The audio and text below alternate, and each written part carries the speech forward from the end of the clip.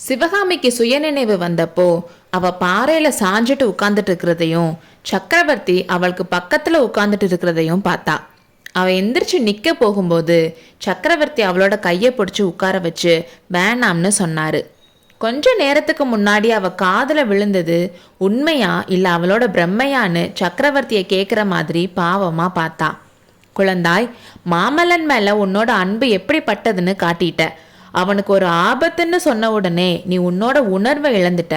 இவ்வளோ அன்பை வச்சிருக்க உன்னோட மனசை நான் இன்னமும் காயப்படுத்த வேண்டிய நிலைமையில இருக்கேன்னு சொன்னாரு.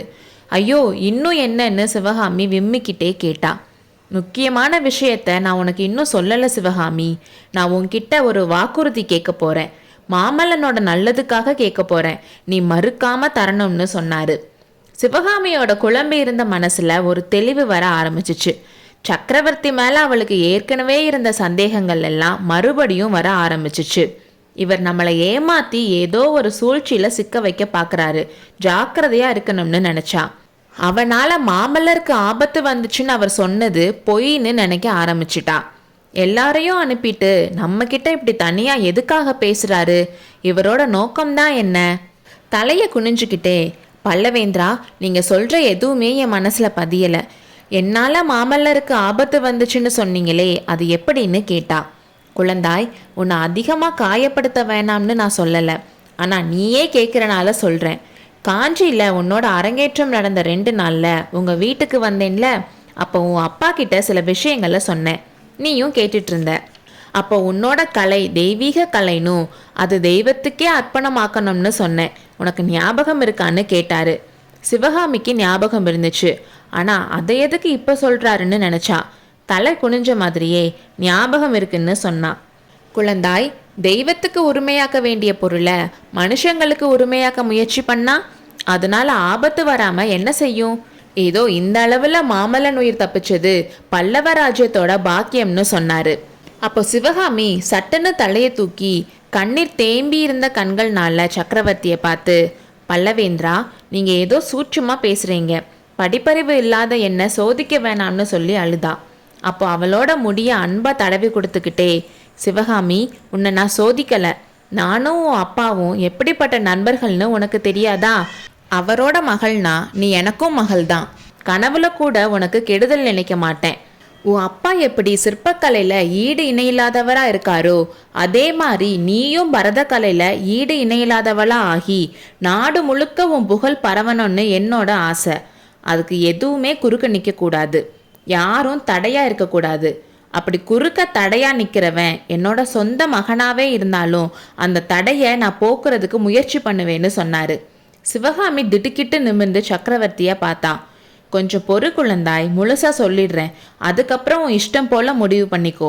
கொஞ்ச நேரத்துக்கு முன்னாடி ஏதோ சூட்சமா பேசுறேன்னு சொன்னியே, உண்மைதான். உன்கிட்ட வெளிப்படையா சொல்ல முடியாம அப்படி சொன்னேன்.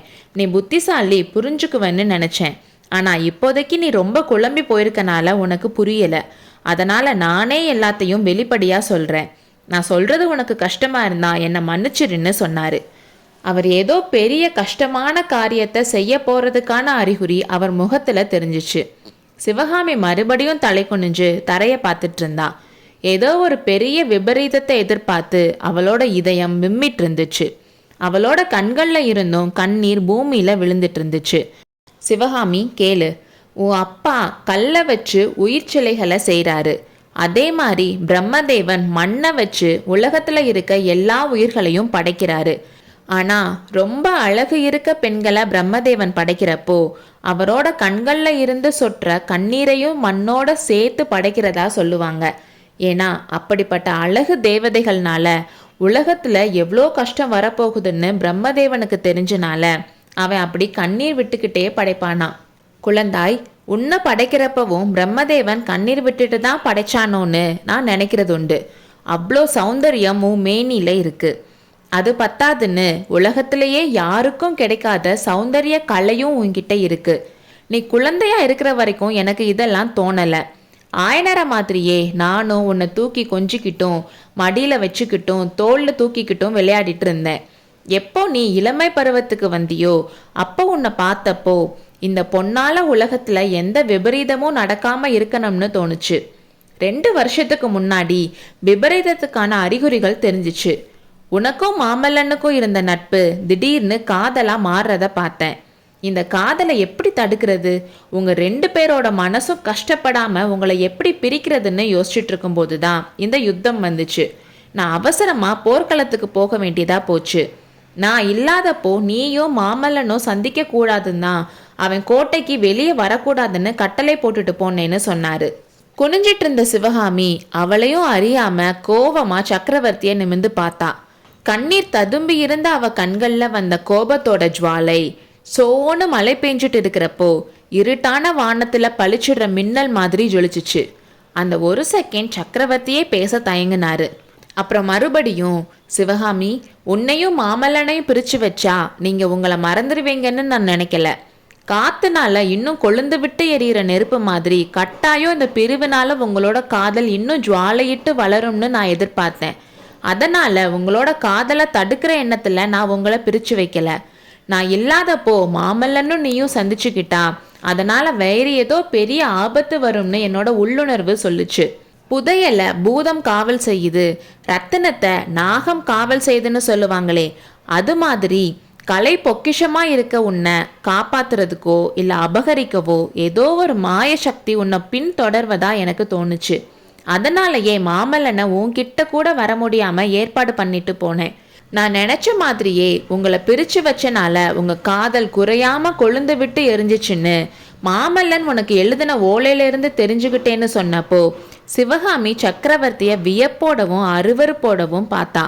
ஆமா சிவகாமி, மாமல்லன் உனக்கு எழுதின ஓலைகளை நீ மரப்பொந்தல வச்சிருந்தது என்கிட்ட தான் வந்து சேர்ந்துச்சு. அவ்வளோ கீழ்த்தரமான காரியத்தை கூட நான் செய்ய வேண்டியதா இருந்துச்சு. எல்லாமே இந்த பல்லவ ராஜ்யத்துக்காக தான். குழந்தாய், சாதாரண மனுஷங்களுக்கு தர்மம் வேற, அரச குலத்தினருக்கு தர்மம் வேற.